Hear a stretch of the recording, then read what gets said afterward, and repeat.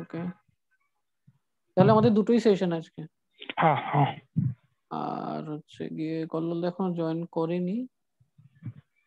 ঠিক আছে, আমি আছি খানিকক্ষণ, তারপর আমি তোকে হোস্ট করে বেরিয়ে যাবো। হুম।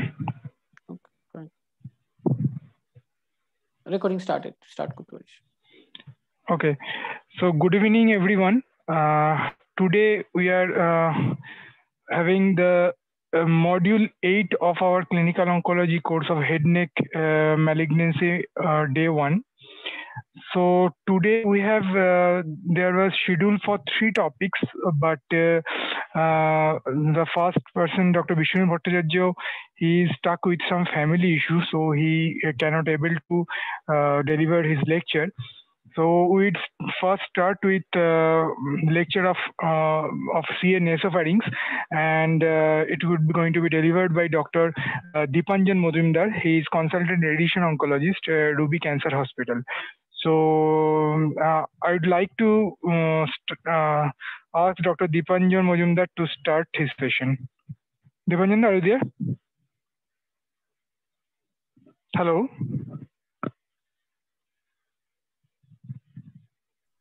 I think he's there. Screen share. Hello. Deepanjan, please unmute yourself. Did only. Hello. Yeah. Yeah. I can hear you. Please start.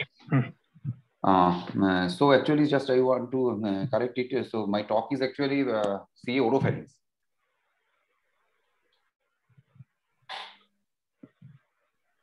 Am I audible? No. Hi, you are audible. Yes. Yeah. Please. Yeah. Fine.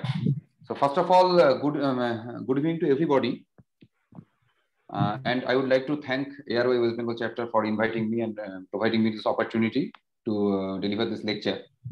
And I have been told that I have to discuss the carcinoma oropharynx, but the talk will be actually to be delivered keeping in mind mainly the first year and second year postgraduate students. That is why my talk will be actually covering very basics of this thing. And most of the whenever we oncologists are doing any sort of lecture, there are always a lot of evidences and everything. I will keep some evidences in my in my presentation, but always I will not go into the details of all those studies. Rather, I will just give an highlight which studies or which meta-analysis has to be kept in mind. Is there any problem in audio? Actually, there is vibration sound is coming. No, there is no echo. It's fine. It's perfect. Okay, fine. So thank you everybody. I am going to start my lecture now.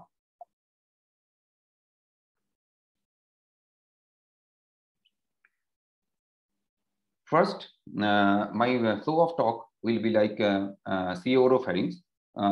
That flow of talk will be with the anatomy, then etiology and the staging, then workup, management. Management will comprise mainly the surgery and then radiotherapy plus minus chemotherapy, and will some special consideration on the HPV positive cases. First, the anatomy. So oropharynx is the portion of the continuity of pharynx extending from the plane of superior surface of the short palate to the superior surface of the hyoid bone. Now the subsides are base of tongue, soft palate, anterior and posterior tonsillar pillars, tonsillar fossa, facial tonsil, and also the base of tongue, and the posterior pharyngeal walls.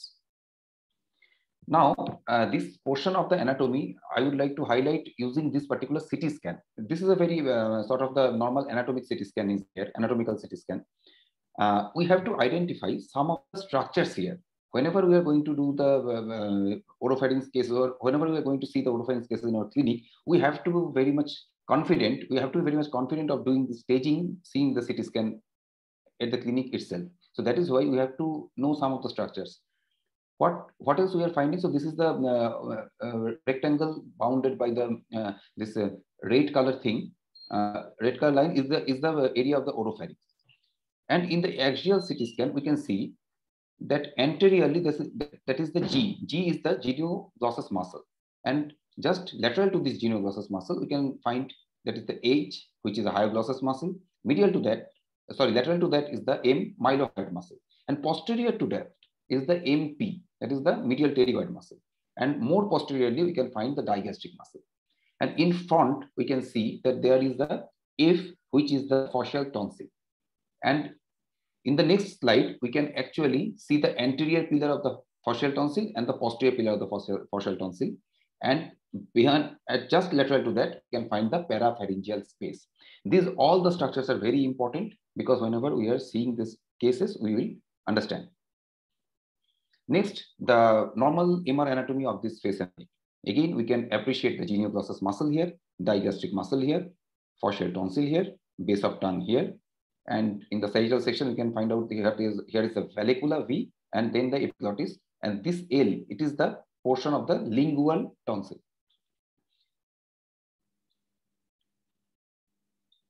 Now, before going to the my talk in detail, I will just give an example of a clinical case. So first, I will actually give the clinical example of two cases. So first is a 45-year-old patient complaining of the foreign body sensation over throat for last 3 months and also having a left neck swelling. There is no history of smoking, alcohol consumption. In the FOL, we have found 2 × 3 centimeter growth in the base of tongue to the lingual surface of the epiglottis, which was involved, and 2 × 2 centimeter left level 2 lymph node. And biopsy from the base of tongue growth was squamous cell carcinoma.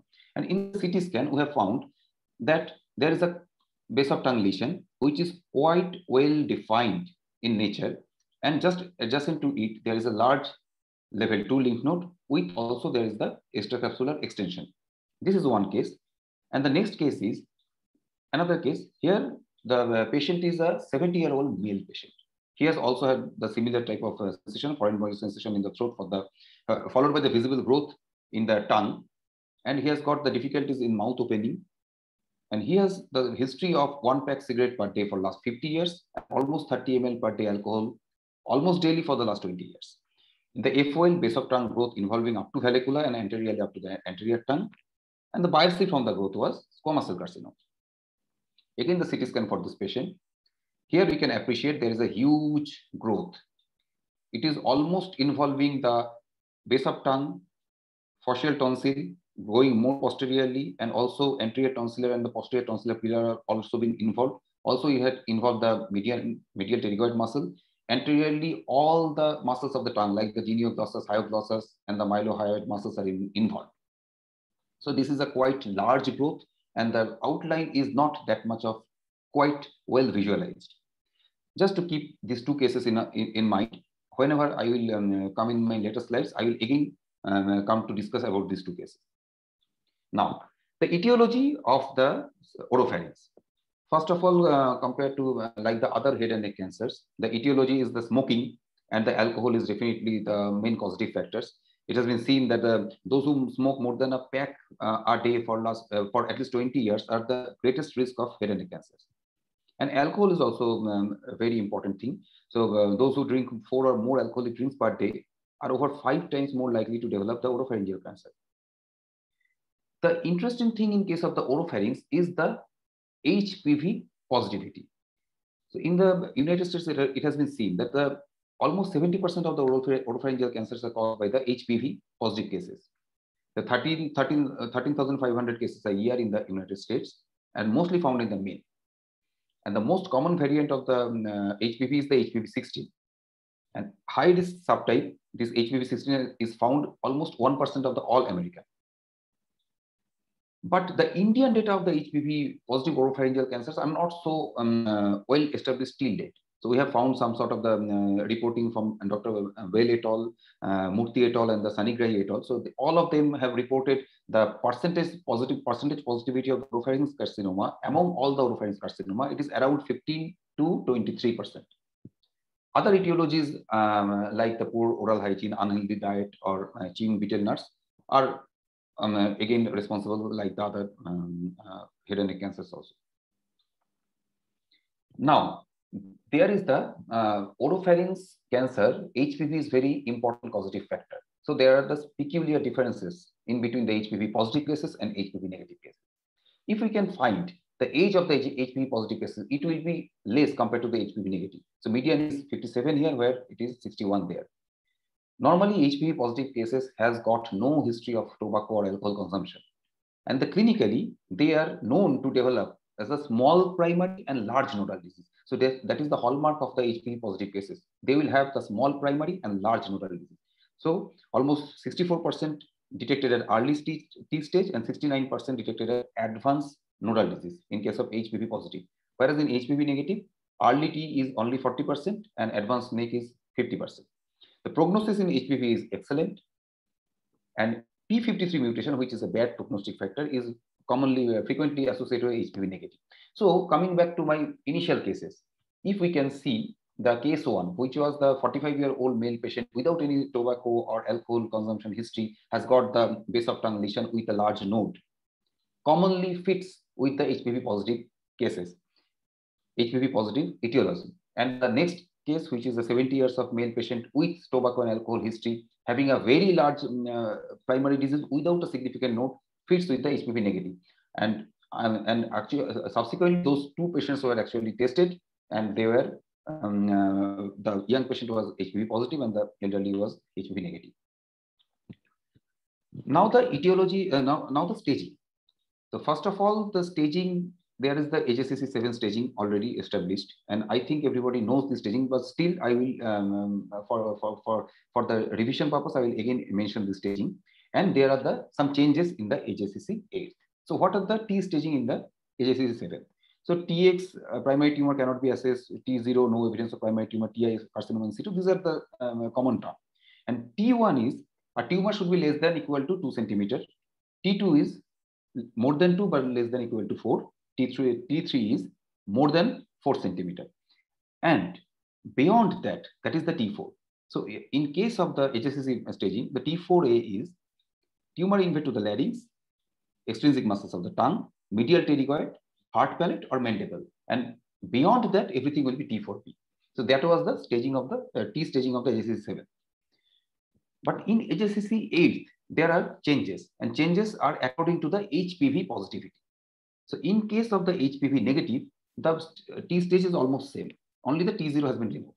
But in HPV positivity, T4B is removed. So all the T4 tumor are clubbed together to have a stage T4, because they are all, the survival curve are very much, there is no differences in the survival curve it has been found. And the TX and TIS has been removed, and they are saying that due to the deficient basement membrane in the Walder ring and indoor in nature, they have removed the carcinoma in situ in case of the HPV positive cases. Now the nodal. Again, the HSCC 7th nodal is the single ipsilateral node less than or equal to 3 is N1, and others like the multiple ipsilateral node, single ipsilateral node more than 3 but less than or equal to 6 is 2A, multiple ipsilateral node less than or equal to 6 is 2B, and contralateral or bilateral less than or equal to 6 is 2C, and more than 6 is N3. So this is common, and this is, I think everybody knows. So what are the changes in case of the HSCC 8? So in HSCC 8, there is very interesting change. First of all, it is easy to remember in case of the P16 negative. So what is that? The same nodal staging is there. Only one change is there. That is EAD. So extracapsular extranodal extension is negative in case of the N2A, 2B, 2C. It must be negative. And if ENE is positive, it will be straightforward progress to the N3B. And in case of the HPV positive, the multiple lymph node do not change the good prognosis in HPV related to oropharyngeal cancer. So that is why this concept has been removed. So what are the stage? Multiple ipsilateral 1 or multiple ipsilateral lymph node less than 6 is N1. Contralateral or bilateral lymph node less than 6 is N2, and N3 is more than 6. But the number is important in case of the pathological staging. So pathological staging in P16 positive, the metastasis is 4 or fewer lymph node is PN1, and more than 4 is N2. And ENE is not considered to be an important factor in case of the P16 positive cases. And pathological nodal staging for the P16 negative are similar to the clinical stage. Now this is one images I am trying to show. There is the ipsilateral nodal volume you can see. So if it is a HPV positive, according to the new staging system, it will be N1. And if it is if there is a single ipsilateral node, it will be, in case of the HPV negative, also it will be N1. And more than 6 centimeter lymph node will be N3. Now, the staging is very important to remember, because there is a huge changes with this particular TNM staging. Ultimately, there is a huge changes in overall staging of this disease. So for HPV negative, that is the P16 negative oropharyngeal cancer, we have to know if the disease is N3A or B, whatever. If once it is N3, it will be 4B in case of the P16 negative. Now, among the other cases, if the T is 4A, then the stage will be 4A, and T4B, the stage will be 4B. If we are leaving those subset also, then among the other thing, N2 will be 4A and N1 will be 3. So that is how we should remember this staging of the P16 negative cases. In case of the HPV positive, it is quite simple. Here we can see the stage 1 is N1, stage 2 is N2 or T3, stage 3 is N3 or T4, and other thing is stage 4. That is the decision made. Now I will give some clinical example. Here in the left side of the image, we can see there is a growth in the facial tonsil, which ultimately involving, so facial tonsil growth, which ultimately involving the anterior part of the tongue here, and in the posteriorly, it is actually going to involve posteriorly the posterior tonsillar pillar, anterior tonsillar pillar, everything has been involved, and the size is almost 3 centimeter, and there is a associated ipsilateral lymph node. Fine. So it is most commonly a T2N1 disease. But if this case is HPV positive, then due to the N1 disease, it will be a stage 1. But if it is a HPV negative disease, due to the N1, it will be straightly progress to N3. So we can, stage 3. So we can see it is a HPV negative disease. So T2N1, so that is why it is stage 3. In the next disease, we can see again the base of tongue lesion. Again, it is around 3 centimeter of disease with a large ipsilateral lymph node. So again, it will be a T2N1 disease. Fine. But if it is a HPV positive case, due to this N1 disease, it will be considered as a stage 1 disease. So that is the most important thing in case of the HSCC 8th staging. So whatever according to the HSCC 7 will be stage 3. In case of the HPV positive, it will be directly downstairs to the stage 1. Now the next case. Here we can see that there is again base of tongue lesion, but the multiple bilateral lymph nodes. And here also we can see the base of tongue lesion with the bilateral lymph nodes. So let's see. It is definitely N2C. So in case of the N2C, any N2 disease in case of the P16 negative, we know that it will be stage 4A. But in case of HPV positivity, it will be straightforward stage 2. Next. Here another thing. So the clinical picture and the CT scan image also has been shown. So we are finding out here lymph node around 7 to 8 centimeter and with the direct skin infiltration. So it will be straightforward a case of a ENE positive disease. So ENE positivity will be, so it will be actually in case of the HPV negative, it will be N3B. The stage then accordingly will be 4B. But in case of HPV positive case, it will be N3 and stage will be 3. So that is how, this is very important because that is how the higher stage of HPV negative disease, if the same clinical finding will be associated in HPV positive, there is a huge stage regression. That is very important. And that is the main cause of the, we have got this, that is due to the excellent clinical response, whatever we have found. Now the next thing is investigations. So first to do the complete physical examination of the oral cavity, oropharynx and neck, the fiber optic laryngoscopy has to be done. And the careful evaluation of the upper urodigestive tract also to be done to find out any synchronous primary. The lab tests are complete blood count, basic blood chemistry, liver function test, and HPV testing, IHC P16 from the biopsy tissue. has to be done. The imaging there are the possibility of CCT face, neck, chest X-ray, CCT thorax, whole body PET CT. But we normally do not do the contrastinal CT scan or a PET CT scan unless it is a T3-4 lesion or more than equal to N1 disease. And the CT scan has, whenever the CT scan of the face, neck we have to do, the slice thickness should be less than 5.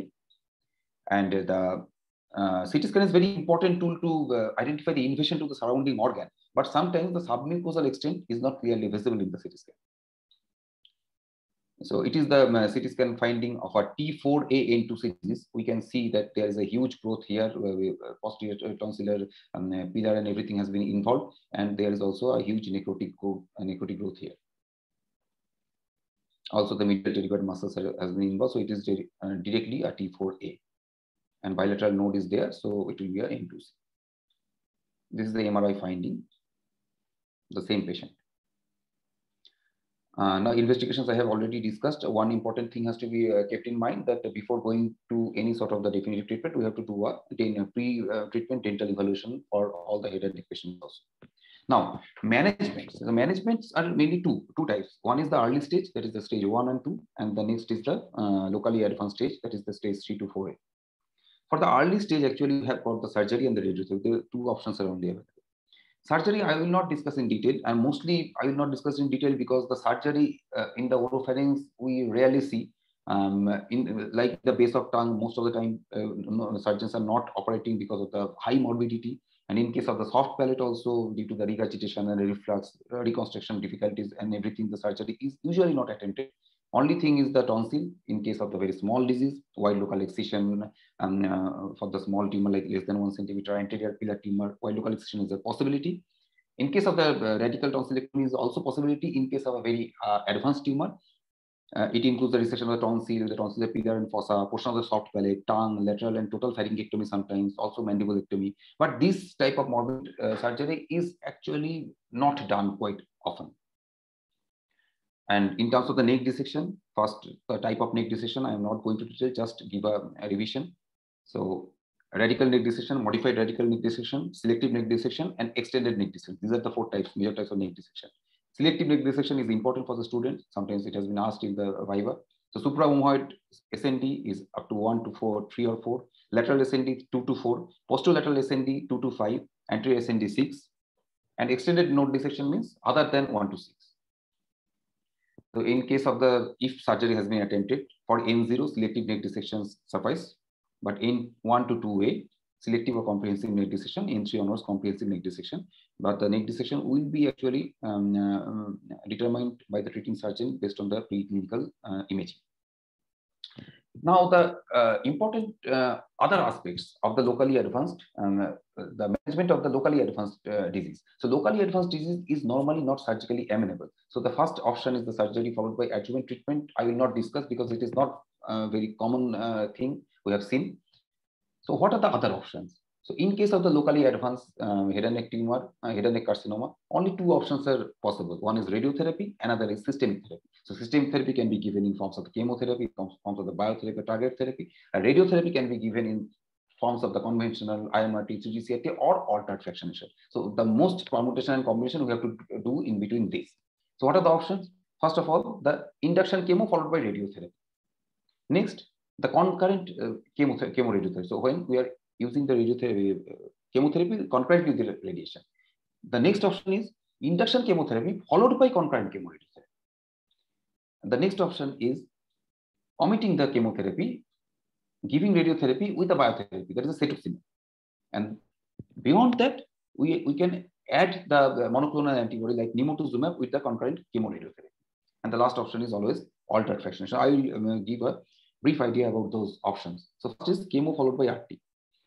Induction chemo followed by RT was a very interesting proposal initially at 8th or 9th, so the 80s or 90s type of thing, type of years.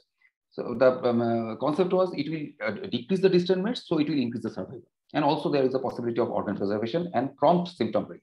These were the favoring points. And it can also be useful while waiting for the radiation. But lot of trials has been studied from 1987 to 2003. There are a lot of trials, and we can see that almost no trial, in most of the trial, they have not found any survival or loco-regional control benefit. So no difference. So the conclusion was organ preservation was increased, but no benefit in terms of the overall survival or loco-regional control. Now the next thing is the concurrent chemoradiotherapy. To discuss this, there are the advantages. So the proponents of the CCRT arm, so advantages was increase. There must be increase in the survival or local control because it has been failed in the ICT followed by radiotherapy arm.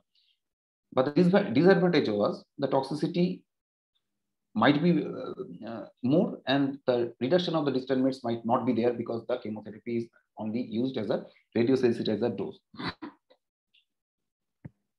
So what are the evidences? I will not discuss the evidences here, just keeping a screenshot of major papers so that the students will go home and read some of the papers. So this is actually the backbone of all the head and neck treatment. That is a McKinsey meta-analysis. In the McKinsey meta-analysis 2011 update, actually we can see that concomitant chemoradiotherapy arm in terms of the 5-year absolute benefit in the overall survival. The hazard ratios are very much favorable, and in all the arm actually concurrent chemoradiotherapy was beneficial. And oropharynx and larynx, the p-values were very much significant. So based on those trials, meta-analysis and other phase 3 trials also at that time, by that time, the concurrent chemoradiotherapy was a type of a standard of care. So what are the conclusions in concurrent chemoradiotherapy? Concurrent chemoradiotherapy is superior to the radiotherapy alone. Absolute benefit of 6.5% in 5 years. Induction chemo is not beneficial as CCRT, and maximum benefit of chemo in the young patient, and single agent is equivalent to the combination. And cisplatin is the better than the other agents. So these are the common things that has been found out from those trials. Now the next thing is induction chemo followed by chemo RT. So firstly, the induction chemo followed by RT was not that much of beneficial effect, but again there was a renewed interest in terms of the induction chemo followed by CTRT. Why? Because in some of them, you can see meta-analysis subset analysis, they have found though the concurrent chemoradiotherapy has got 8% survival benefit at 5 years. Again, the induction chemo also PF regime is the platin 5FU regime has also got the 5% benefit. So that is how people are thinking that whether we can again try another trial to do the thing. So do the induction chemotherapy followed by CCRT. So they again try to establish the induction chemotherapy in those time. So two approaches were there. One is what is the best induction chemotherapy will be possible? Whether it will be the 3-drug or 2-drug. 2-drug means the platin 5FU, or 3-drug is the advent of the taxane was there. So they have used the taxane there. And another thing was to compare induction chemo with the standard of care arm, that is the CCRT arm. So for this 3-drug versus 2-drug regime, there are the major trial, that is the TAX 323 and TAX 324. I will advise everybody to read these trials. I will not discuss, but the important thing is these two trials actually established the 3-drug regime is superior to 2-drug regime if we are considering the this thing. So induction chemo. So better overall survival and PFS. So both the overall survival and PFS was better in these two trials. Now the next thing was whether we can go ahead with the 3-drug regime followed by CCRT compared to the CCRT alone. That is the standard of care arm. Again, lot of trials are there. But if we can, there is the meta-analysis also. So if we can see the forest plot of those trials, we can see the effect, the confidence interval of the effect actually are crossing the line of unity in case of the progression-free survival. So it has got no favoring effect in terms of using 3-drug regime. And again, in case of the OS, if you are seeing all the confidence interval of the median effects are actually crossing the line of unity here. So all the confidence interval are actually crossing the line of unity here. Again, these trials are actually not seeing, giving us any sort of benefit or any sort of meaningful benefit favoring the 3-drug regime. Now, what is the next option? Next option is the cetuximab followed by RT. So we have tried all things with the chemotherapy. Now let us try something with the cetuximab. This is a very famous trial. It's the BONUS trial. So BONUS trial they have used the cetuximab with the RT. But the main criticism of this bonus trial was that the comparator arm was not concurrent chemo arm. So they have actually compared with the standard radiotherapy arm. And in that standard radiotherapy arm, they have found that the overall survival is significantly better in terms of the radiotherapy plus cetuximab arm. So it is a phase 3 trial. So that is how it has been advised. So if the patient has not gone fitness for having the platinum-based concurrent chemoradiotherapy, probably the cetuximab will be the best option there. The next thing is concurrent chemo-RT plus some biotherapy, some monoclonal antibody, that is the nimotuzumab. So again, it is a trial from the India. It has been published in the Cancer. What they have done, they have had a very good number of patients, almost 500 patients. So they have used the concurrent chemo-RT up to 66 to 70 gray, 30 milligram per meter square with the cisplatin, and the same arm with the nimotuzumab. What was the finding there? There they have found the PFS and local control is significantly higher in terms of the nimotuzumab arm. So p-value is almost 0.004 here and 0.005 here. So there, the PFS was 50% in the CRT arm compared to the 61% in the nimotuzumab arm. And local control was 2-year local control was 57 in CRT arm and 67 in the nimotuzumab. So there's a significant difference. But overall survival, though there is a little bit of difference in favoring the nimotuzumab arm, the statistically is not significant. So what was the conclusion from that thing? So there was no OS benefit. Nimotuzumab have definitely got some PFS and local control benefit, but the main critique was cisplatin was used in 30 milligram per meter square weekly, which might not be an adequate dose because most commonly it has been used 40 milligram per meter square weekly in some trial, and also some trial has been using the 100 milligram per meter square week 3 weekly regime. And the last option is the altered fractionation. So altered fractionation is important, and everybody has to know and read this thing. So it's the March meta-analysis, very important meta-analysis. Everybody should read. I am just giving the very brisk idea about the March meta-analysis. In the March meta-analysis, they have actually compared different fractionation to the conventional fractionation, and also different fractionation, different altered fractionation to the CCRT.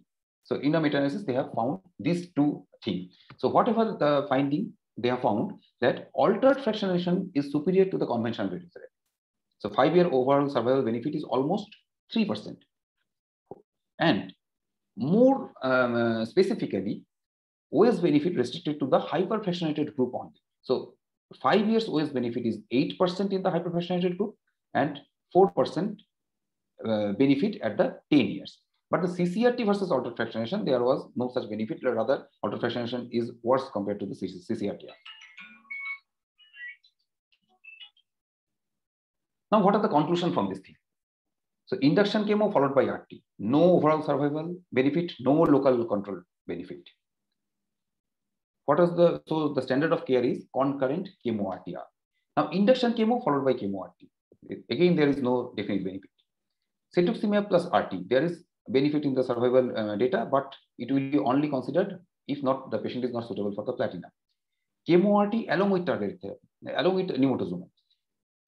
There is a encouraging results from the trial, but needs more validation. Altered fractionation, definitely it has been practiced for decades now, and it is a reasonable alternative. Sometimes when the patient is not fit for the chemotherapy, we can consider this thing. And even if we at any point of time we think of using induction chemo, 3-drug regime is the best option to choose. Now the radiotherapy technique, radiotherapy in terms of the management. So radiotherapy, we know that we can use the 2D, 3D, and IMRT. The simulation of the radiotherapy, in case of if we are using the CT-based planning system, that is advisable. So the patient should be supine. The important thing is shoulder should be positioned as caudally as possible to allow the adequate exposure of neck. And the mask should be properly fitted and not allow the movement of the nose, chin, or forehead. And cast, whatever the cast we are using, should be at least 3-place fixation. And then the image, whenever we are going to take the image should be taken from the above the calvarium to the carine. Now, this is a simulator plan of a 2D radiotherapy plan. So here, this is actually a case of the base of tongue with a huge neck node. So neck node has been wired. Using a wired neck node has been demarcated here. And this is a simulation port. So from this scaling, we can actually discuss, we can actually know what is the field border or field, what is the dimension of the field. So usually for the conventional radiotherapy, the upper margin should be up to zygomatic arch. Posteriorly, it can be up to the tip of mastoid, but here we have to go more posteriorly because the neck node is quite posteriorly placed. So we have to take 1.5 to 1 centimeter more margin from the posterior portion of the neck. And the lower portion should be as low as possible. And anterior thing will be at least 2 centimeter from the anterior extent of the disease.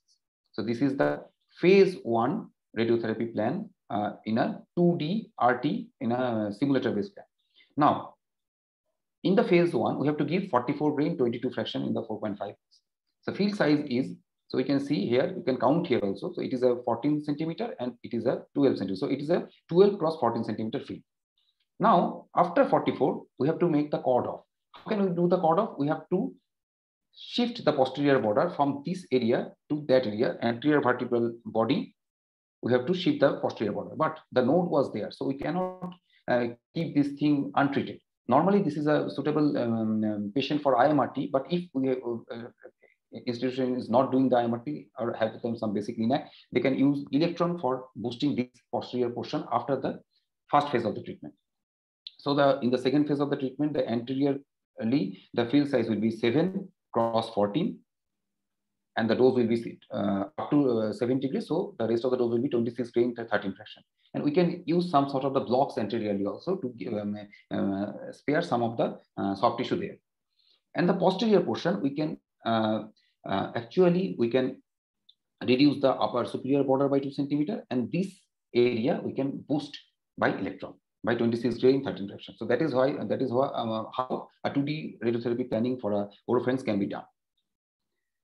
Now, 3CRT IMRT, the volume is very important. So there is a lot of debate about volume, and a lot of papers are also there. And in terms of the primary and nodal disease, what will be the CTV high risk, what will be the CTV intermediate risk? There are a lot of debate. I am giving one example of standard IMRT protocol, which has been used by many institutes, and there are a lot of other papers also. I will give some reading material for the papers so that somebody can go and read this thing to have more idea. So first of all, this is a University of Wisconsin protocol where we can see that the GTV is gross tumor, primary tumor, and the gross involvement. There is no doubt about that. The high risk CTV is important, that is the CTV1. There's GTV plus more than equal to 1 centimeter. Depending on the aggressiveness, you have to give a margin to the primary tumor, and also you have to treat the nodal basins with involved lymph node. So that will be the high risk CTV. And intermediate risk CTV or CTV2 will be the nodal basins adjacent to the involved node and the contralateral to the involved node station. And low risk CTV in case sometimes the lower neck, especially the supraclavicular region, whenever there is no ipsilateral high neck node lymphadenopathy. So we can actually give up to 70 gray to GTV, CTV1 up to 66 gray, CTV2 up to 56 gray, and CTV3 up to 54 gray. And sometimes the CTV2 and CTV3 together has been given 56 gray, and CTV1 has been given up to 63 gray. So 70 in 35, 63 in 35, and 56 in 35 is a commonly practiced thing in most of the institute. And some other institute also, they are practicing 66 in 30, 60 in 30, and 54 in 30. So this is one interesting paper by Gregor published in 2018. So he has discussed about how the CTV1 and 2 and 3 can be done by the anatomic expansion of the margin or by the geometric expansion of the margin. This paper has discussed those issues. I am not going in detail. To whoever who is interested, you can read this paper. And I am just going to show from this paper what is the nodal level guideline for the oropharyngeal carcinoma. So you can see if it is a neck in 0 to N1 up to from level 1B to 7A, we have to treat, and for the contralateral level 2 to 7A have to treat, and from N2 onwards it's lateral 1B to 7A and 2 to 7A in the contralateral we have to treat. Now what will be the CTV3 or what will be the CTV2? That will be depending on the positivity of the node in the respective nodal station. and other station has to be covered at least for the low dose region. So here it is an example. The red thing is the GTV primary. Here is the GTV node. So they have given the high priority, that is the CTV, that is the GTV. And here it is the CTV2. They have taken an adequate margin and also included the respective nodal basin. And the contralateral nodal area they have given as a low dose region. So how they have given the dose? So they have given 70 gray here, 60 gray here, and the 56 gray here, which can be also 63 gray is also an additional alternative. Debanjanda, sorry, how many slides are there? 5 minutes to 7 minutes. Okay, 7 minutes I will complete. Now, okay. The thing is this de-escalation of the HPV positive cases.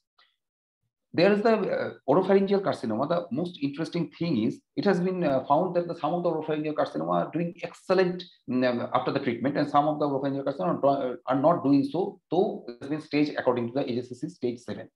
So then actually they have actually found out from the very old paper, it has been published in 2010 at NEGM, that there is a clear differentiation between the oropharyngeal carcinoma.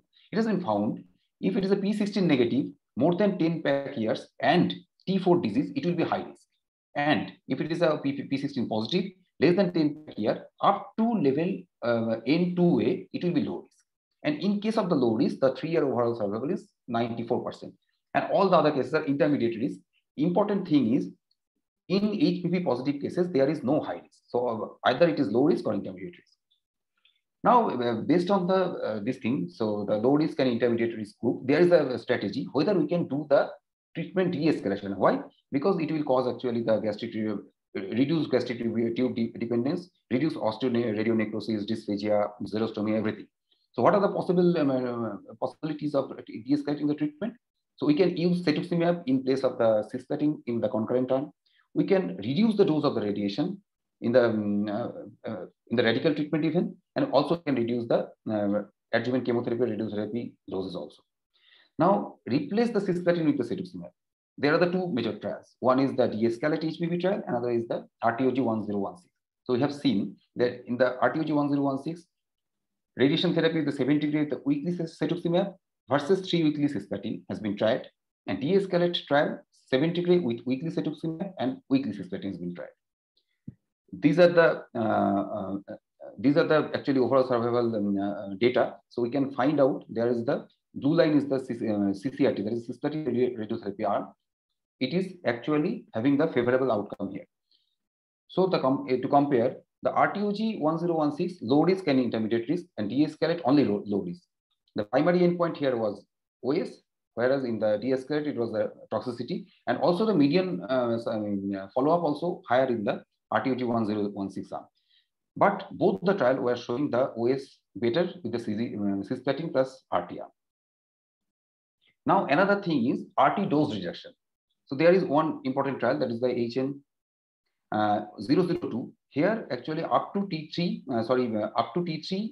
N2B disease, they have used 60 gray with concurrent weekly cisplatin versus 60 gray in a moderately accelerated 5-week schedule plan.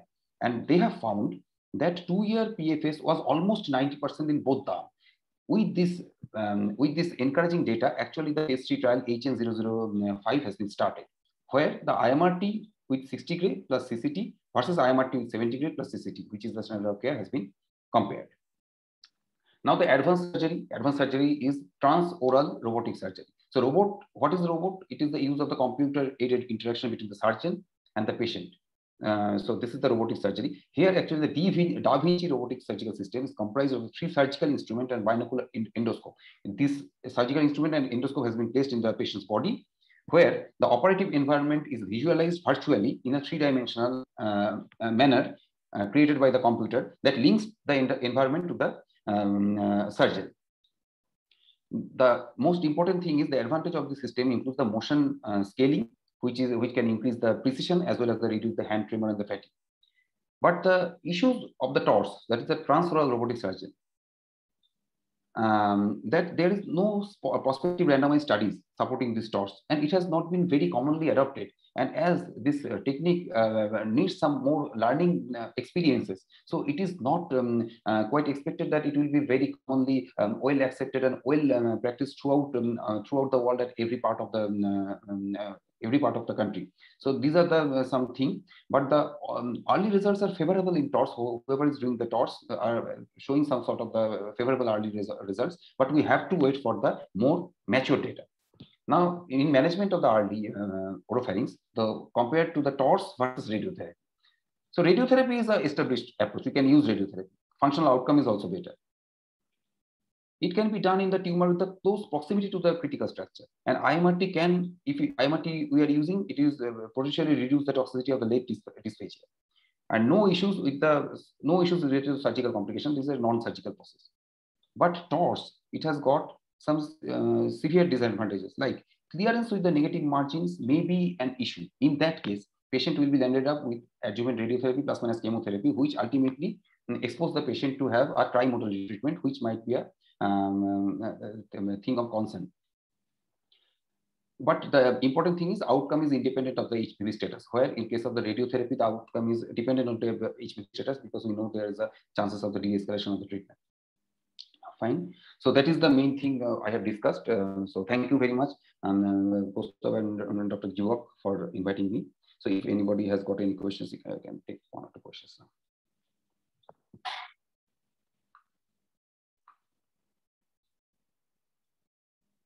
Hello? Hello?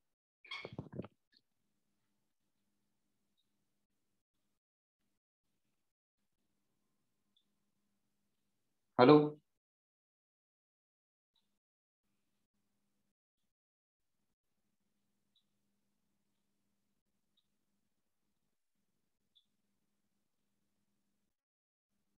Hello? Hello?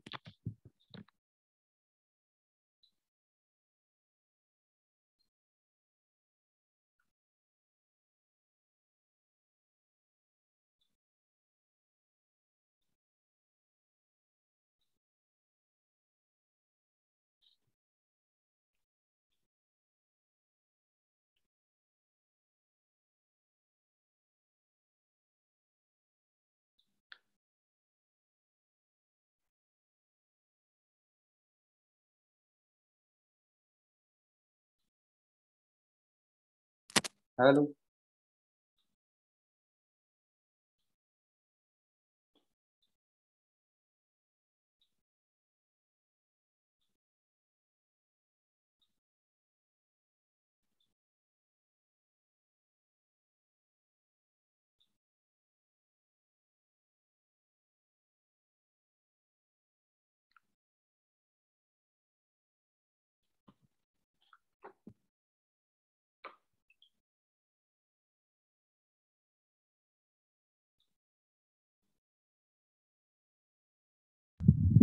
Hello?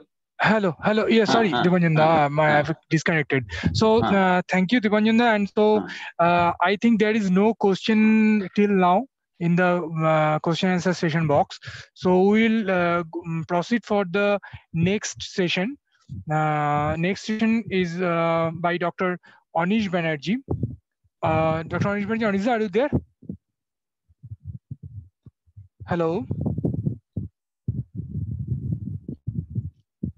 Hello, Anish, are you there? Please, Anish, unmute yourself.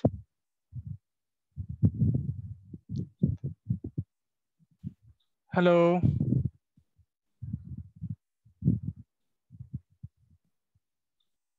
Anish, please unmute yourself. Okay, hello. Yeah. So thank you. Okay. So the next session is by Dr. Anish Banerjee, and he's going to talk about CL larynx and hypopharynx. So I would request Dr. Anish Banerjee to start his presentation. One sec.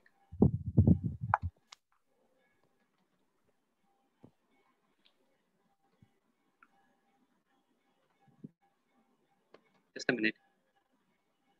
Some communication error. Can you see my presentation?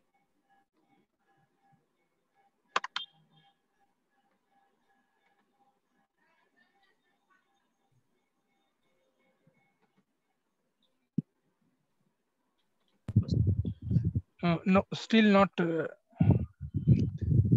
Yeah. Now, Fine, fine. So yeah. Go for in PowerPoint mode. Yeah. Thank you. Thank you, everybody. Good evening, and thank you, Roy, for giving me this opportunity.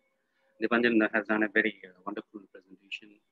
Too technical. I have found a much simpler one, assuming it to be a tier ones. Okay.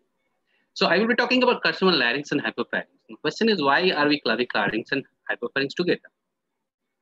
The first point comes to the fact that larynx and hypopharynx are anatomically related. Hypopharynx is created by larynx. So what is left in the pharynx beyond larynx is the hypopharynx. Second, once the disease progresses, it's very difficult to know whether it is coming from the larynx or the hypopharynx. So it becomes a laryngopharyngeal tumor. And thirdly, the treatment protocols or the approach are more or less similar for both larynx and hypopharynx. However, there are dissimilarities between larynx and hypopharynx. Larynx being surgical disease and has a very good prognosis as compared to a hypopharyngeal cancer, which has a very poor and dismal prognosis. So I will be sharing something about the anatomy of the larynx and hypopharynx, their epidemiology, risk factors, the clinical presentations and how to evaluate both clinically and with instrumentations, their pattern of spread, staging, a brief treatment outline, and then some details into surgical therapy, radiation therapy techniques, slide of role of chemotherapy, and finally to follow up. I won't be presenting any trials, and I will try to give summation of what is written in the textbooks, and so that it's easier for them to follow. Now, what is peculiar about anatomy of larynx? It's a hollow, roughly tubular structure that sits at the end of the rather entry point of the respiratory system, and it acts as a gatekeeper for the respiratory system. It has a calcaneus skeleton which is held together by ligaments and membranes, and it has muscles that move them to have its functions, three functions, that is airway entry, phonation, and protection of the airway. So you have the epiglottis, the hyoid bone. We'll be discussing this later.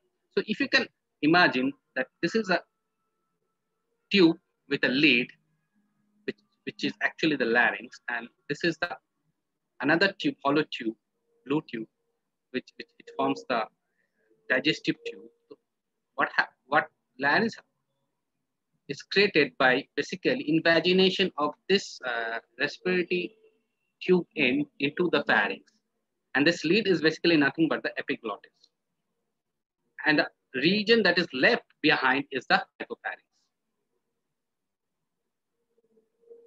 So we have talked about cartilages and membranes in the larynx. So what are the cartilages? There are 3 cartilages that are paired and 3 unpaired. The unpaired are the thyroid cartilage, which is covering the anterior part, the cricut cartilage, which is broad in the posterior part and narrow in the anterior part, and the epiglottis. Under the pair cartilage are the arytenoid cartilage, the corniculate cartilages, and the cuneiform cartilage. The last 2 cartilages are important. They are embedded in the quadriform membrane, and the arytenoid cartilage is important in production of speech.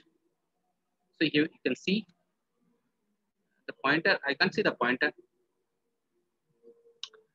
This is the hyoid bone and the cartilage that is joining the. This is the thyroid cartilage, and this is the cricoid cartilage. From inside, we see the epiglottis, the thyroid, and the cricoid. And on the top of cricoid sits the 2 arytenoid cartilages. Apart from the cartilage, there is this ligaments. The ligaments are again extrinsic or intrinsic ligaments. Extrinsic ligaments are ligaments that connects the larynx, parts of larynx to the other structures. You have the thyroid membrane, which connects the thyroid cartilage with the hyoid bone, which is thickened in the median region, that is the median thyroid ligament, and the lateral thyroid ligament laterally. You have the hyoepiglottic ligament, which actually connects the epiglottis with the hyoid bone, and you have the cricotracheal ligament. And then you have got two intrinsic ligament which actually spans within the larynx, and their three ends actually serves as the serves to form the vocal cord and the false cord. So here you can see this is the thyroid cartilage, this is a focal ligament, and this is the cricothyroid cartilage.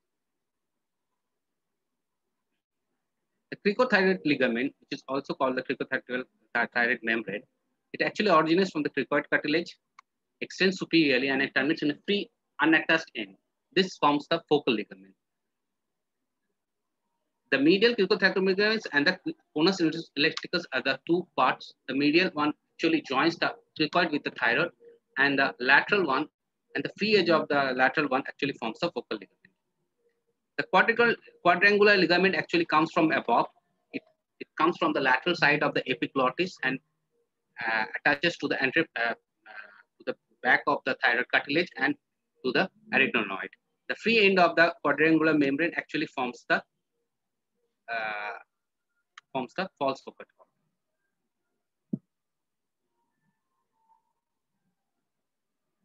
The subsides of larynx are the supraglottic larynx, the glottic larynx, and the subglottic larynx.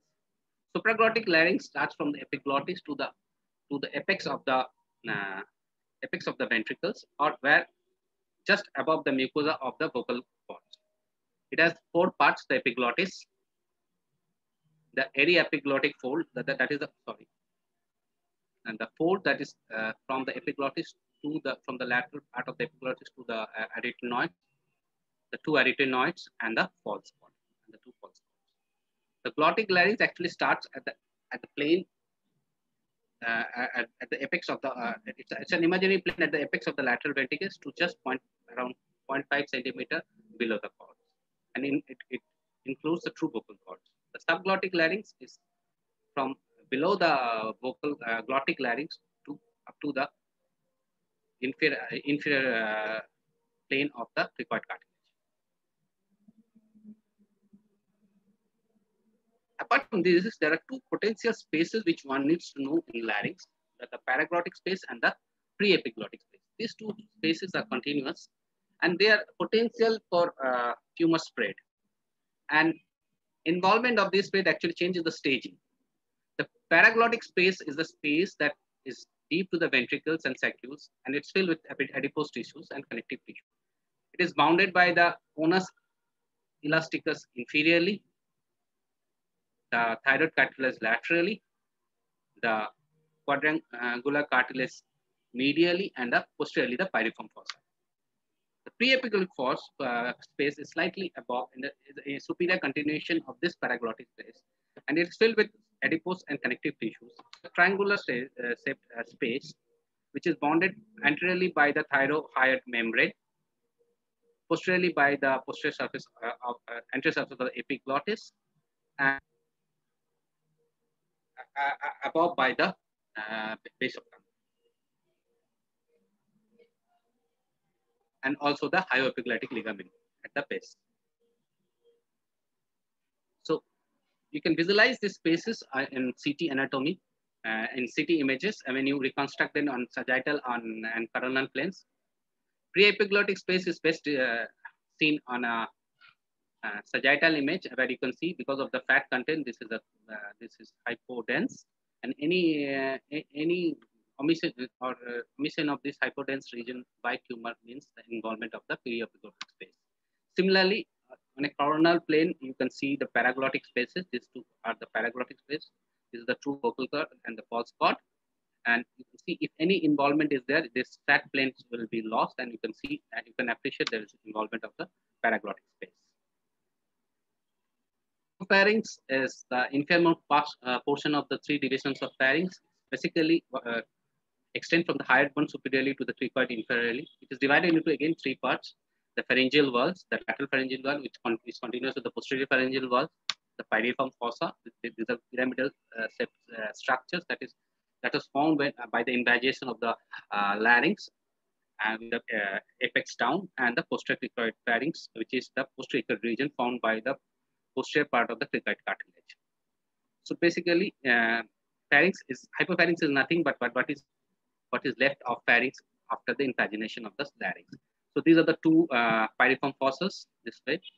These are the posterior pharyngeal wall, and you can't see the posterior cricoid region because the posterior pharyngeal wall is opposed with it. You need some anywhere to see the posterior cricoid region.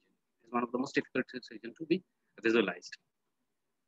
And if you see from back, by cutting open the posterior pharyngeal wall, you can appreciate the posterior pharyngeal posterior cricoid region. This is the posterior cricoid region, and these are the pyriform fossas. And these are the walls continuous to each other. So we'll be discussing of the epidemiology and the risk factors.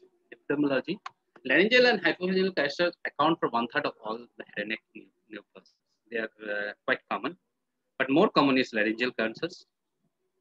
And the prognosis is dependent on the extent of disease and the anatomic site of origin, because each anatomical site has a different prognostic prognostic course. The median age of presentation is around 65 years, with a slight male preponderance, not slight, it's around 5.5 in males as compared to 1.5 in females. It is a disease of the elderly. You rarely see a disease, laryngeal cancer below 45 years of age. And primary glottic cancers are actually the most common cancer. It is 3 times more common in the supraglottic larynx as compared to all of the primaries in the larynx. And the most rare is the subglottic carcinoma. Again, those of the nearly 2/3 are organ confined, and less than 10% is present with distant metastasis. For hypopharyngeal carcinomas, pyriform fossa forms the pyriform fossa tumors or sinus tumors forms the bulk of the tumors. They are 70% of the cancers. And next is the posterior and lateral wall of the pharynx, and the least common is the posterior tumors.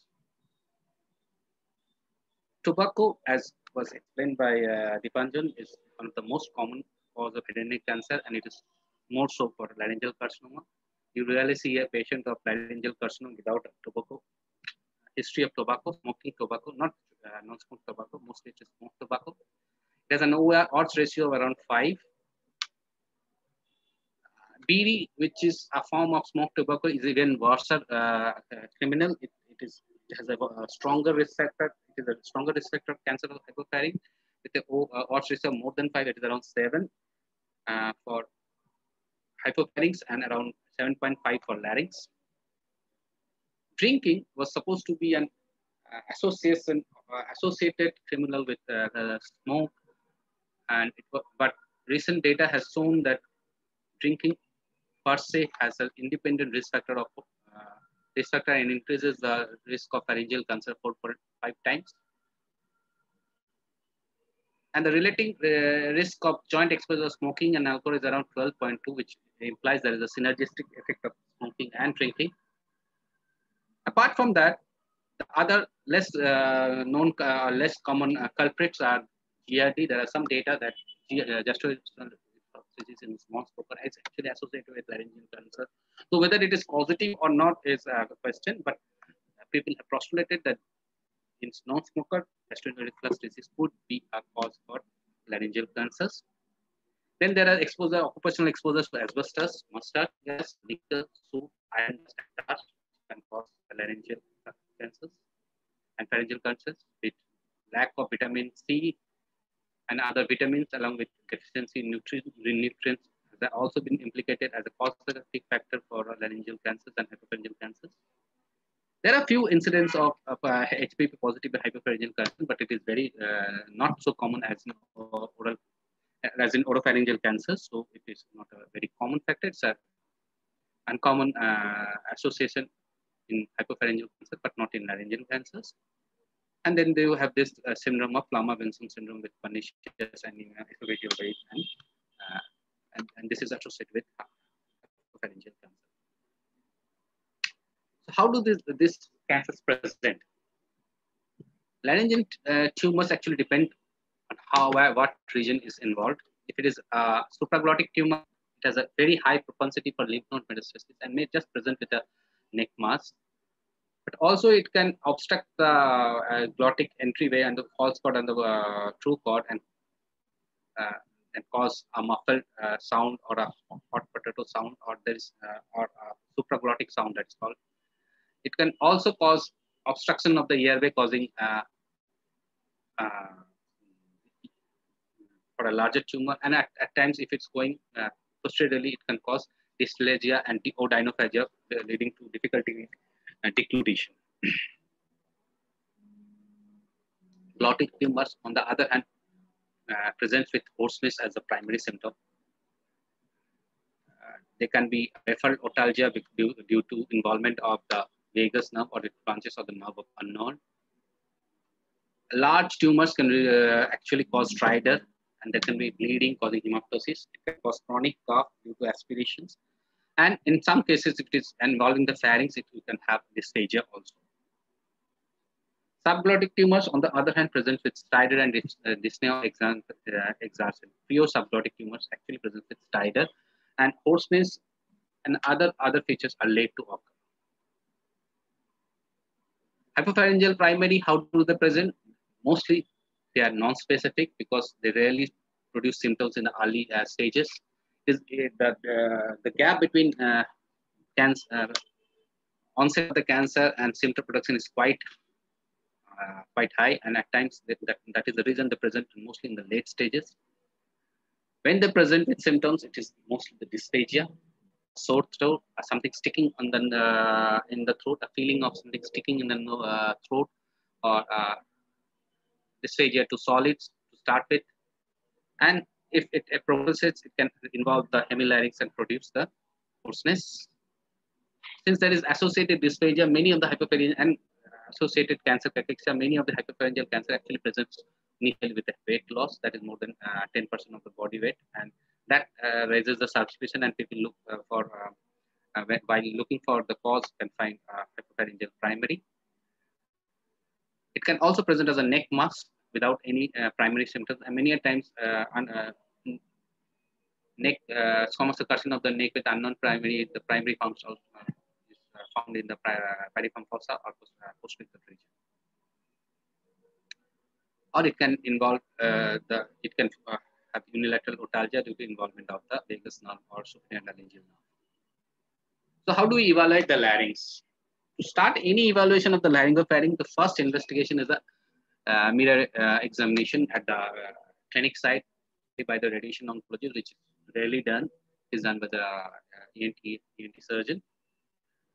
But it helps to assess the tumor size, the morphology tumor, whether it is an ulcer-proliferative or an infiltrative, if there is a defect or distortion, and finally, and the most important, the vocal cord mobility. It also tells you something about whether it has gone to the adjacent structures. But it has got its limitation. You can't see whole of the larynx with indirect laryngoscopy. So you need to complement with direct laryngoscopy, which helps you further outlining the disease extent and also take the biopsy. Apart from that, you need to palpate the base of tongue to see any involvement of the base of tongue. This is followed by the examination of the neck nodes, the thyroid, the subcutaneous spread, presence of thyroid gland, whether any pre-epiglottic space is involvement is there, obvious. And then you can do a CT scan to see the imaging. That axial imaging is best done with CT scan. And CT gives you information about whether there is involvement of the potential spaces at the pre-epiglottic space or the para-epiglottic space, whether thyroid invasion is there, because these all helps in staging. Apart from that, CT also helps you to give an idea about the extent of spread into the soft tissue of the neck, carotid and encasement, or any lymph nodes in the neck. To evaluate early glottic lesions, you have to be specific instruction for doing a CT. The axis of the CT should be along the axis of the vocal cords. Otherwise, we won't be able to appreciate small lesions. And it is preferable to take thinner slices, 2 mm, 1 mm, 2 mm slices, if you are thinking of a vocal cord primary. MRI is at times used to see soft tissue neck involvement or paraglottic space or transglottic space. It is a complementary tool, not always needed, but if it is available, it's helpful.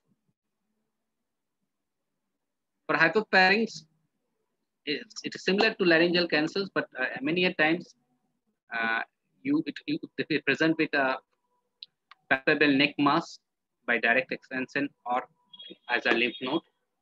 A very common feature is loss of thyroid clique when the posterior cricut region is involved and it pushes the anteriorly, and you feel there is loss of thyroid clique. Many times there is obvious involvement of the soft tissue in the neck and strap muscle, and one can easily palpate them.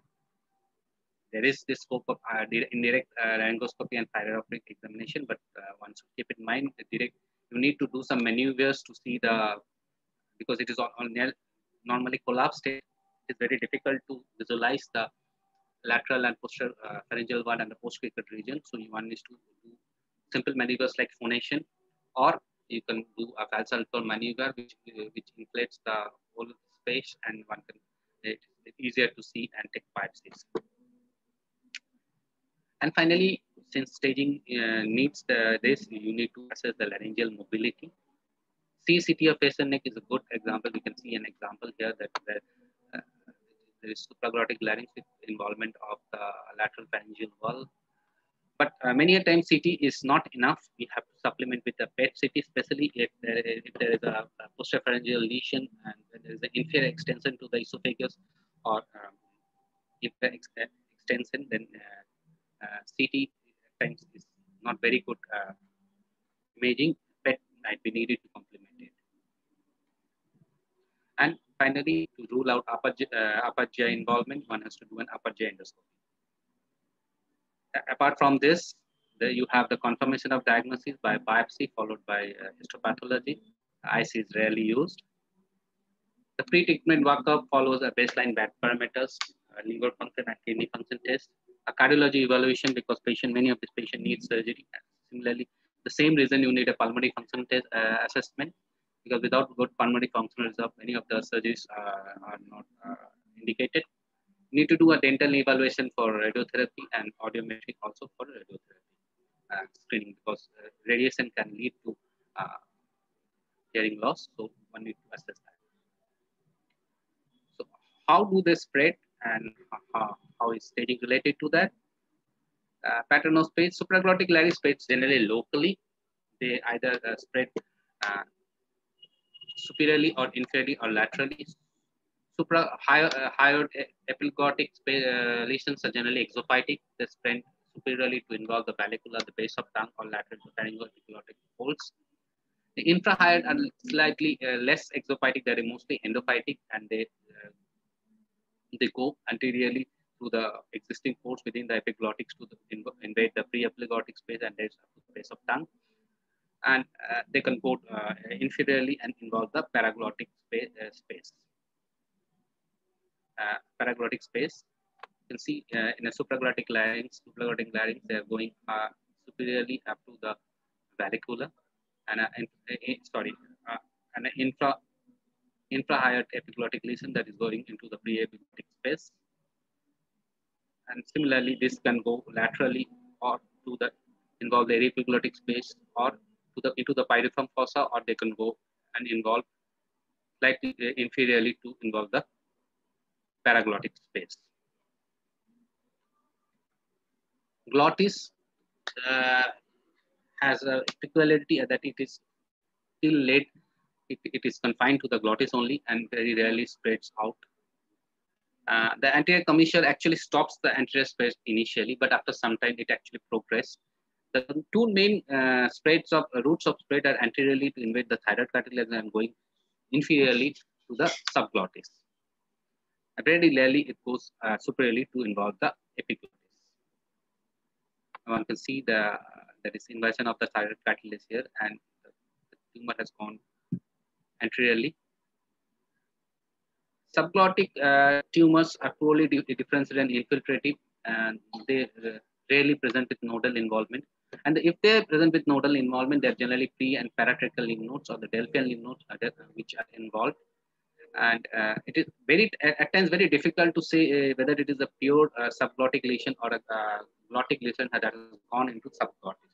So you need thin imaging, thin section imaging, and careful examination by FOL to rule out whether it is a direct, it's a pure subglottic primary or it's a glottic primary that is going on to the subglottis. Hypopharyngeal tumors, they generally spread either to the larynx or either to the larynx or outside the larynx. If they involve the larynx, they fix the larynx, and that way they get upstage. Lateral valve may involve the cervical esophagus through submucosal cells, or go posteriorly to involve the posterior pharyngeal valves. From pyriform sinus, they go to the endolarynx. Posterior pharyngeal valves, again, they can go up to involve the posterior and lateral pharyngeal oropharynx, or go down to involve the esophagus. Or they can go deep and invade the deep prevertebral tissues. Lymphatic spread from supraglottic primary generally mostly to the level 2 of the ipsilateral side, slightly then followed by the level 3 of the ipsilateral sides, followed by level 2 of contralateral side, followed by level 4 of ipsilateral side, and followed by the other nodal levels. Post-laryngectomy, the nodal chances of nodal recursion are similar in a laryngeal and a hypopharyngeal carcinoma, but chances of involvement of the level 4 and level 6 is lesser in a laryngeal primary than in a hypopharyngeal primary. So we have to, when you are dealing with hypopharyngeal primary, we have to take care of that. So to stage for supraglottis, it's basically T1 is something that is limited to one subbite of the supraglottis with non-vocal cord mobility. T2 is a slightly bigger lesion which has gone to the absorption subsite or has gone outside the supraglottis without fixation of the larynx. A T3 tumor is limited to the larynx with vocal cord fixation, or it involves any of the following. That is, whether if it involves the post-precord region, or it goes into the paraglottic or perioglottic space. That's why knowing these spaces are so important. Or it has invaded the inner cortex of the thyroid cartilage. T4A is a slightly more advanced tumor where it has gone to the outer part of the thyroid. It has gone through the outer part of the thyroid cartilage and invaded the tissue beyond larynx, the soft tissue of the neck, or has gone down to invade the trachea or the strap muscle, or gone up to involve the extrinsic muscle of the tongue, or has gone to laterally to involve the thyroid or esophagus, inferior esophagus. T4B, same for all subsites. It's in the either invasion of the prevertebral space, makes the tumor unresectable in case of the carotidity, or invades the mediastinum. For a glottis, it is more or less similar. Only the T1 and T2 is slightly different. T1 is involvement of one vocal cord. T2 is involvement of the both vocal cords. T2 is involved any tumor that is involving to the that is going to the supraglottis or subglottis, or there is infraglottal cord mobility. Rest of it is similar to supraglottic staging. Subglottis, again similar. Tumor limited to subglottis is T1. T2 is if it's there is impaired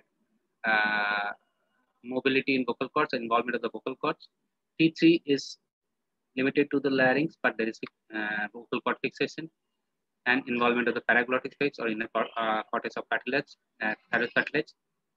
T4A, thyroid or precord cartilage involvement or involvement of the tissues beyond larynx, similar to other subsites. And T4B again is similar to other subsite, that is involvement of the prevertebral space and encasing carotid artery or invading the mediastinal structure. Hypopharynx takes into account not only involvement of subsites and fixation of larynx, but also the size. Here, any tumor that is less than 2 centimeter is a T1.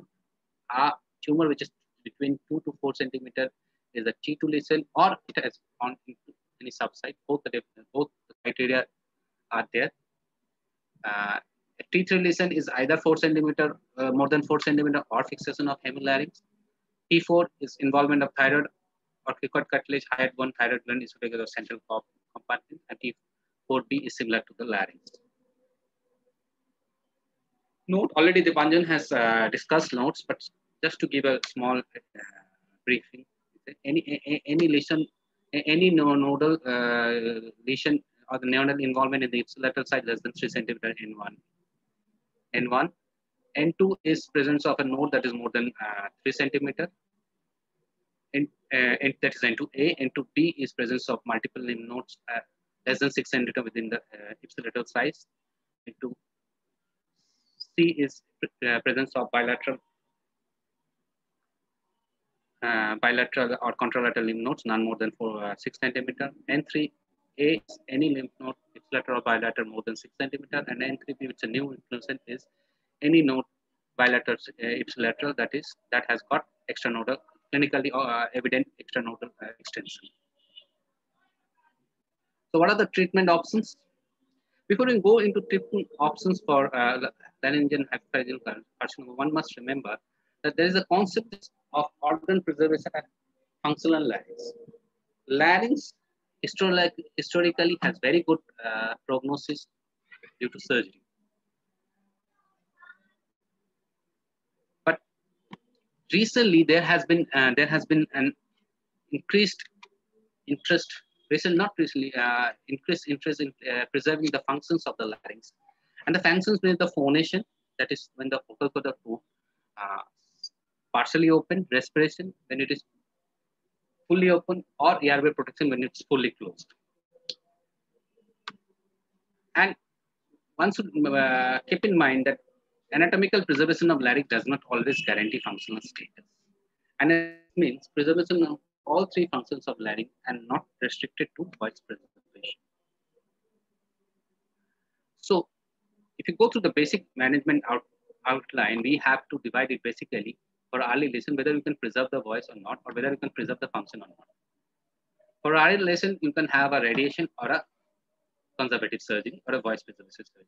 For intermediate lesions, you can have conservative surgery or radiation and chemotherapy. And for advanced lesion, contrary to other subsites, there is surgery as the first line of treatment. On other sites, advanced lesions are actually like oropharynx people. The first choice is chemoradiation. Here, the first choice is for a T4 lesion, T4A lesion is surgery. And after surgery, if there are adverse risk factors, then you can give post-operative chemoradiation or post-operative radiation alone, depending on the risk factors, or you can do nothing. And in some cases where there is T4B, you can't do surgery, it's better to give palliative radiotherapy or palliative chemotherapy, or you can give a trial of concomitant chemoradiation, followed by salvage surgery. Surgical resection of laryngeal lesions are actually have been the traditional treatment, and they had wonderful oncological outcomes. Apart from total laryngectomy, conservative surgeries have gained popularity, and in this conservative surgery for smaller lesions, there is also the role of laser on endoscopic surgery, which is very popular for early lesions and precancerous lesions. Laser surgery is not very new. It actually started in 1915, but those lasers were very crude lasers. In today's parlance, the laser we use is a carbon dioxide laser. The ND-WAG laser are coagulative laser, which causes coagulative necrosis, whereas coagulative destruction. But carbon dioxide laser actually causes it actually cuts the tissue.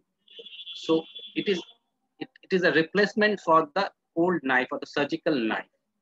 And since it is coupled with a microscope, it increases the precision.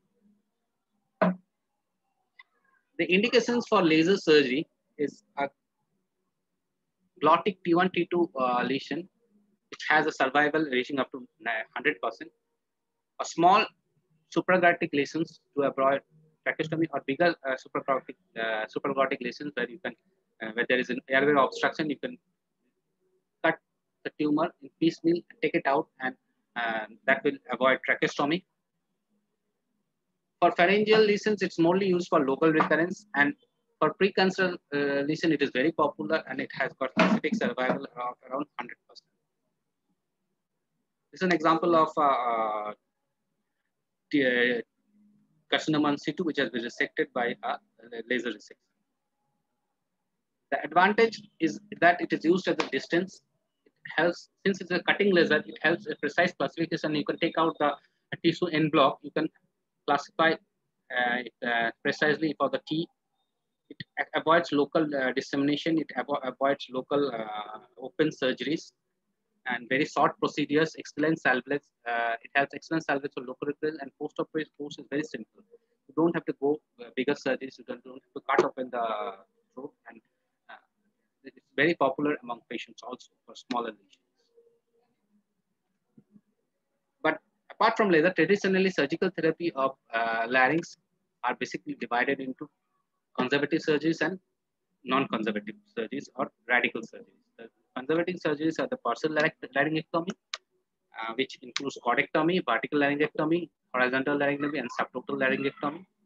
And the radical ones are the total laryngectomy, widespread total laryngectomy. So chordectomy is just excision of the cord. Then you have the vertical laryngectomy for excision cords and same side of the arytenoid plus thyroid lamina. Or you have frontolateral, in case of anticommissural lesions, you can have frontolateral laryngectomy. Partial laryngectomy are basically divided into two, that is horizontal and vertical partial laryngectomy. Horizontals are the supraglottic and laryngectomy and the supraglottic laryngectomy, partial laryngectomy, and verticals are the vertical partial laryngectomy. What is the difference between the two? Generally, vertical partial laryngectomy are done for lateralized lesions. Here you can, since one of the vocal cords with arytenoids are preserved, you can have voice. Bilateral lesions, you have to go for a horizontal partial laryngectomy. Even for supraglottic lesions, this vertical partial laryngectomy can preserve voice.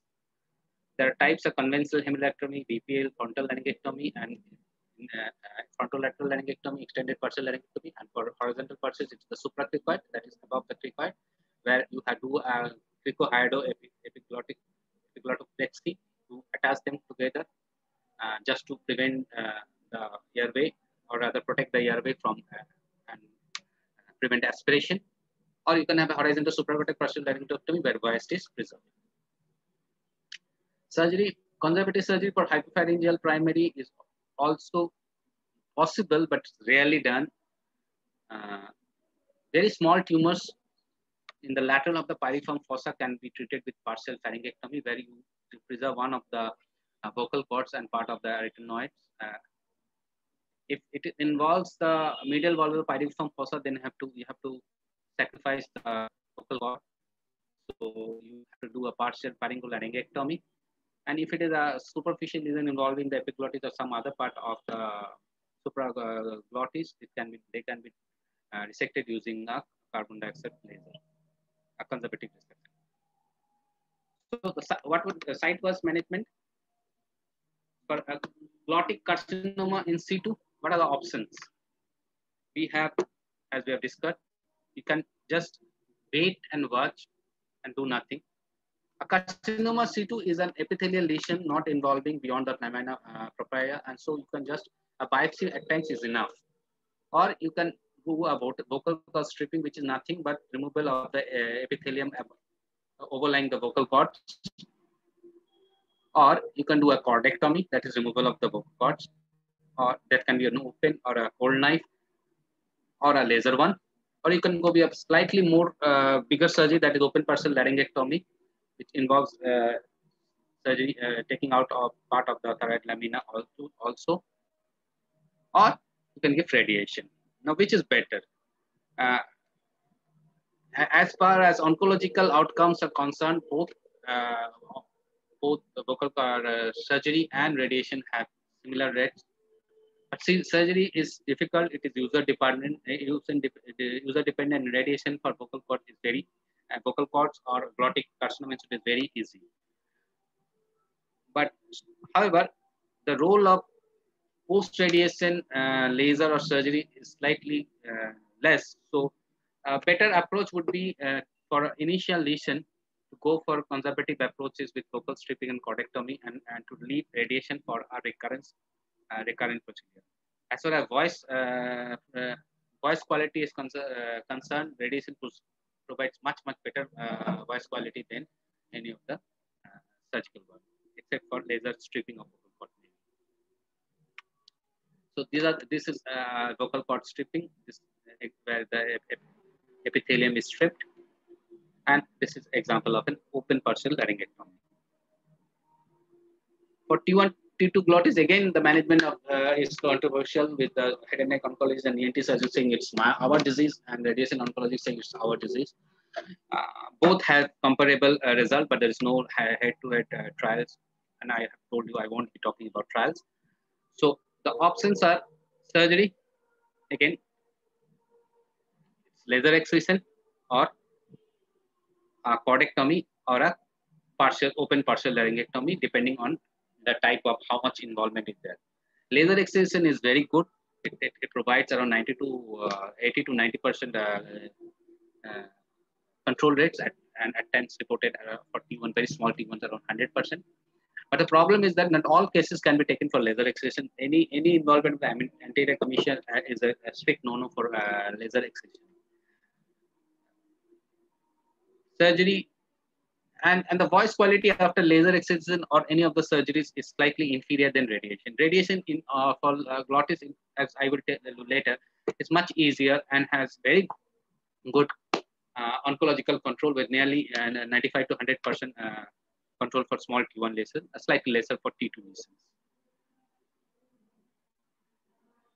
For a T3 glottic cancer, the options are: you can go for a surgery, that is a total laryngectomy, where the voice won't be preserved, with a permanent stoma followed by post-op radiotherapy, or you can give a conventional RT followed by surgery on recurrence, or you can give altered fractionation radiotherapy. Now, what is the trade-off between radiation and surgery?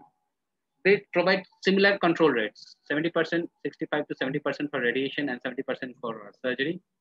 However, organ preservation is not possible with total laryngectomy, and voice conservation surgery is not possible for a T3 glottic lesions, and it is possible for radiation. And even if there is a slightly higher chance of recurrence with radiotherapy, you can always give, you can do salvage surgery, and you can salvage around in 50% cases. These recurrences are salvaged. So it all depends on who sees the case first, but logically such cases should go to a multidisciplinary tumor board, and a combined decision should be taken with case by case merit, which case merits primary surgery and which one merits a primary radiotherapy. For supraglottic tumors, for select T1, T2, and T3 tumors, the treatment options are again voice preservation vis-a-vis non-voice preserving options. For voice preservation, there is this supraglottic horizontal laryngectomy, that is supraglottic laryngectomy, followed by radiation plus minus concurrent chemotherapy. If there is EC or involvement of post EC there, or margin is positive, you have to go add concurrent chemotherapy, or you can give radiation alone. Or in non-voice, non-organ preservation body, you can go for a supracricoid laryngectomy or a total laryngectomy. Again, then you have to supplement with radiation if you have any of the high-risk features. For bulky supraglottic laryngeal cancer, where it is fixed vocal cord, one option is going for a total laryngectomy, followed by RT, or advanced stitches are doing nothing. Or you can, there is this strategy from trials. Again, I won't be mentioning trials, where you can actually do a chemo selection, wherein you give 2 or 3 cycles of NSCT. If there is response, you give radiation after that, and if there is no response, you go on to do a total laryngectomy. The advantage of this procedure is that you can, in some cases at least, you can preserve the voice and the organ. Or you can start away straight away CTRT and preserve the voice. But there is, if there is recurrence, then you can go for a salvage total laryngectomy. For a T4 laryngeal carcinoma, results for voice conservative therapy is very poor. And these comes from trials where they have taken any thyroid cartilage involvement as T4, which is now downstage to T3. So generally, where there is thyroid cartilage invasion, surgery is the primary choice, and it has to be a total laryngectomy with a permanent stoma, and again a post-op-RT. If there is presence of EC or no margin positive, we have to give concurrent chemoradiation. Then again, this concept of chemo selection, where one cycle of NSAT is given, and if there is response, you can go for CTRT. If there is no response, you can go for total laryngectomy, or you can straight away go for concurrent CTRT followed by residual total laryngectomy. And if it is a T4B, it's better to opt for palliative radiotherapy. For hypopharyngeal tumors, early T1, T2, they are best treated with radiotherapy. Combined surgical radiation approach is given for slightly bigger tumors. Laryngeal preservation approach is done with concurrent chemoradiation. And if you are giving radiation alone, then it's better to give in twice daily fraction or hyperfraction, because that gives best oncologic outcomes, and lead toxicity is less. If there is sarcomoid or varicose variety of carcinoma, though surgery is preferred, but radiation also provides good control. And if there is a neuroendocrine variety, then it is better to add chemotherapy. Anisa, how many slides? I mean, could you please wrap up with 5 to 7 minutes? Difficult. I will try to do it in 10 minutes. Okay, fine. Okay, hypopharyngeal cancers early, again, if eligible for surgery, then you go for surgery. If neck is controlled, go for surgery. If it's not eligible, then go for CTRT. If neck is controlled, observation. If not controlled, then go for neck resection. Advanced case, if it is non-operable CTRT, it is operable, go for surgery, and followed by post-op CTRT. This is a part which I think I should have dwelt more. This radiotherapy for the techniques for radiopharyngeal tumors.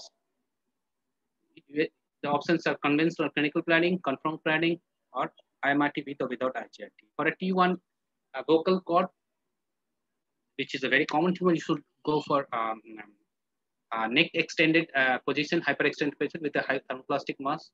The most commonly used is the parallel upper portus, small portus 4x4, 6x6. The upper border is just above the thyroid notch. The lower border is the lower end of the cricoid cartilage. The posterior border is at the anterior edge of the spinal cord, and the anterior border is kept flushed with the skin. And we give wedges to compensate for the tissue as tissue compensators, and this gives excellent results for T1, T2 lesions. You can use clinical and conventional planning together. Bilateral wedge can be used as compensators. It's a typical clinical planning. Wedges can be hypocompensated or overcompensated or undercompensated. If overcompensated, wedges actually helps in for posterior commissure tumors, and undercompensated wedges are used for anterior commissure tumors. And hypofraction has a role in this primary, where actually there is better control and lesser acute toxicity, and the usual fraction is a 63 gray in 28 fraction with 2.25 gray per fraction for T1, T2 lesions. Supraglottic T1, again, both primary and the neck is treated. Neck is kept in mild extension. A 2-fill or a 3-fill technique is used, and this is with the reducing fill technique. For a supraglottic T3 lesion, neck is in extensor with shoulder retraction. If you don't have a customized, if you don't have a shoulder retraction, you can use tourniquets to have a customized shoulder retraction device. Typical reducing thickness either in 2-fill or 3-fill, and the matching is done by either of the methods by using a block or half beam block. If there is a clinically positive note in the posterior neck, it is better to boost it with electron, but like Dipanjan has already mentioned. It is always good to use compensators for hypopharyngeal lesion and supraglottic lesion when you are treating with bilateral fields, because there is the geometry is not same, and it's better to use tissue competitors that is available, or you can use wedges. Or another easy way is taking an average IFT. Subglottic larynx is rarely rare tumor. They are generally treated with CTRT, and here both sides of the necks have to be included, and also at times you have to include the level 6. There is high likelihood of the nodal involvement. Even for N0 lesions, hypopharyngeal cancers, neck has to be included. Hypertension is used because this pharyngeal tumors hypopharyngeal tumors actually have nodal involvement up to the base of the skull. And if you put rectangular field, then much of this rectangular field, much of the oral cavity, oral mucosa comes into the rectangular field. So either you block it this way, or you flex it, hyperflex it, so that your border is parallel to the mandible. Upper border is parallel to the mandible, and then you after first phase you do a phase reduction, and finally reducing field technique you boost the primary.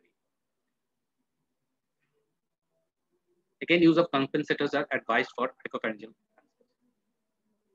Post-operative radiotherapy indications are closer positive margin, invasion of soft tissue, significant subglottic extension, significant thyroid cartilage invasion, or multiple positive nodes, and EC. Here, in the last point, you have to add concurrent chemotherapy also. Dose is generally 60 Gray in 30 fractions, or 66 Gray in 33 fraction positive margins. The lower thread is usually treated with 50 Gray and 25 fraction. And if there is a stoma in a tracheostoma, stoma is there, and there is no subglottic involvement, 50 Gray is enough. But if there is subglottic involvement or any chance of contamination, it's better to boost it for another 10 Gray in 5 fraction. The matching solutions are oriented fields, half cin or midline cin. Conformal radiotherapy, you can have a basic or a minimal or advanced setup. What setup you have, even having a CT simulator with COBOL 60 can let you do conformal radiotherapy, 3D radiotherapy, or you can do a very sophisticated inverse planning IMAT or VMAT. But T1 glottic larynx, very rarely it's done in a conformal method. Here you draw the GTV, and the larynx is your CTV with margin, and generally fields are placed like conventional only, but the field is collimated along the axis of the vocal cords, and you get with wedges you get nice distribution. However, this is good enough, and for ages this is the treatment. This has been the treatment, but there is some increased concern about stroke in these patients, survivors of our vocal cords. So there is an upcoming role of IMRT to spare the carotids. For generally for larynx and pharynx, what are the target volume? The gross target volume determine the tumor extent that is seen on imaging or visualized by FOL. Clinical target volume is the primary plus a margin, and there are generally 3 CTVs drawn: the high risk, intermediate, and the low risk.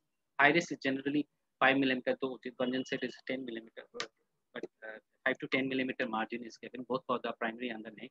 And intermediate risk is generally involved the whole of the larynx, or in case of hypopharynx, bigger margin, whole of the subside, and then the involved compartment where there is node is involved.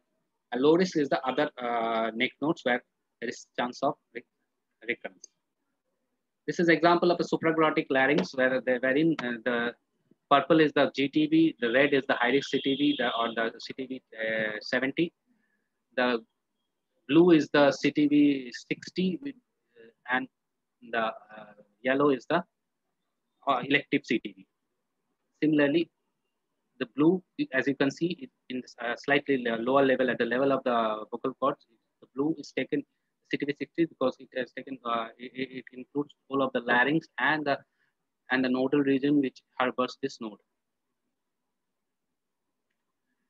This is again an example of a pyriform fossa wherein you can see this is the GTV. We have a 0.5 centimeter margin that gives you the with editing from the bones. It gives the CTV. Then you include the bilateral level 2 and 3 in this, and you get that high-risk intermediate CTV, and the the lower levels, the level 4 and level 5 becomes your low-risk CTV. For post-operative RT, based on pathologic evidence of cartilage, you have to include from top to bottom, from distal tongue to up to upper esophagus. Generally, for node positive, you have to bilateral nodes are included in CTV60. However, if it is N0, you can put them in the low-risk CTV. Concurrent CT-CRT has to be with, and again, if the stoma is included, then it has to be treated up to. It is taken in the CTV60 and treated up to 60 grade.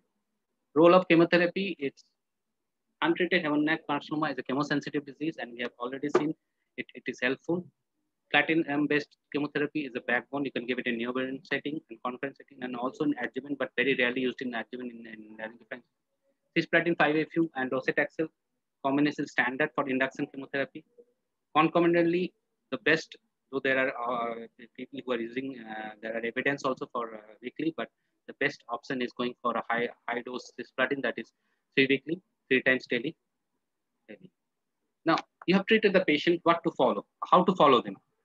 First follow-up actually occurs around 6 weeks to 8 weeks, and it depends on the institutional protocol.